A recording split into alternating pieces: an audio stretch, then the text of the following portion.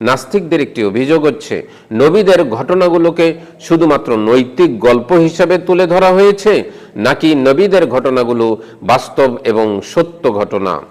আসসালামু আলাইকুম ওয়া রাহমাতুল্লাহি ওয়া বারাকাতুহু।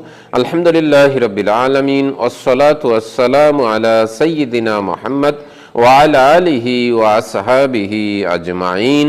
প্রশংসা আল্লাহ সুবহানাহু ওয়া তাআলার জন্য, শান্তি অবতীর্ণ হোক জনাবে মুহাম্মদুর রাসূলুল্লাহ সাল্লাল্লাহু আলাইহি ওয়াসাল্লামের প্রতি।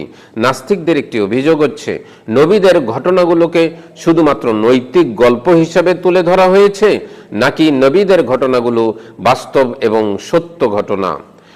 কোরআনুল কারীম দাবি করছে নবীরা পৃথিবীতে এসেছিলেন, নবীদেরকে বিভিন্ন জাতির কাছে পাঠানো হয়েছে, তারা সে সমস্ত জাতিদেরকে সতর্ক সাবধান করেছেন। কিন্তু মানুষ যখন নবীদেরকে মিথ্যাবাদী বলেছে, নবীদের দাওয়াতকে অস্বীকার করেছে, তখন তাদের উপরে বিভিন্ন গজব নেমে এসেছিল, আযাব শাস্তি নেমে এসেছিল। আল্লাহ সুবহানাহু ওয়া তাআলা পবিত্র কোরআনুল কারীমের সূরাতুল হুদের 11 নম্বর সূরার 120 নম্বর আয়াতে আল্লাহ সুবহানাহু ওয়া তাআলা বলছেন, ওয়া কুল্লান নাকুসু আলাইকা মিন আমবাইর রাসূলি মা নুসাব্বিতু বিহি ফুয়াদাক ওয়া জাআকা ফি হাযিহিল হাক্কু ওয়া মাউইযাতুন ওয়া যিকরা লিল মুমিনিন। আল্লাহ সুবহানাহু ওয়া তাআলা বলছেন, রাসূলদের ঘটনা আমি তোমার কাছে বর্ণনা করলাম, যা দিয়ে আমি তোমার মনকে মজবুত করেছি, যাতে তুমি পাবে সত্যের জ্ঞান, যাতে তুমি পাবে উপদেশ এবং মানুষের জন্য শিক্ষণীয় ঘটনা। আল্লাহ সুবহানাহু ওয়া তাআলা অত্র আয়াতে নবীদের ঘটনাকে সত্য ঘটনা হিসেবে তুলে ধরেছেন।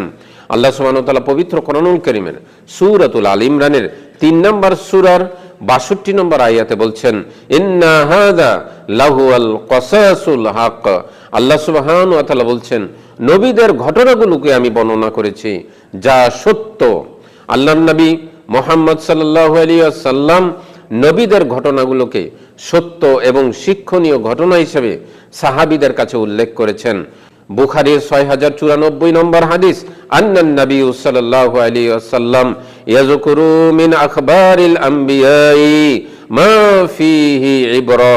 রাসূল সাল্লাল্লাহু আলাইহি ওয়াসাল্লাম যখন নবীদের ঘটনাগুলোকে উল্লেখ করতেন, তা শিক্ষণীয় হিসেবে সাহাবীদেরকে আল্লাহর নবী বর্ণনা করতেন। সুতরাং নবীদের ঘটনাগুলো সত্য। নবীদের ঘটনাগুলো শুধুমাত্র নৈতিক জ্ঞান নয়, নবীদের ঘটনাগুলো শুধুমাত্র ইতিহাস নয়, নবীদের ঘটনা হচ্ছে একটি বাস্তব উদাহরণ, বাস্তব মডেল। যারা আল্লাহ সুবহানাহু ওয়া তাআলাকে ভয় করে, তারা নবীদের ঘটনাগুলো শুনে তাদের নিজের জীবনকে পরিবর্তন করে ফেলে, তারা হেদায়েতের পথে আসে, তারা আল্লাহর পথে আসে। নবীদের ঘটনাগুলো আমাদের জন্য উদাহরণ। নবীদের ঘটনাগুলো শুনে আমরা আমাদের নিজের জীবনকে বদলে ফেলতে পারি।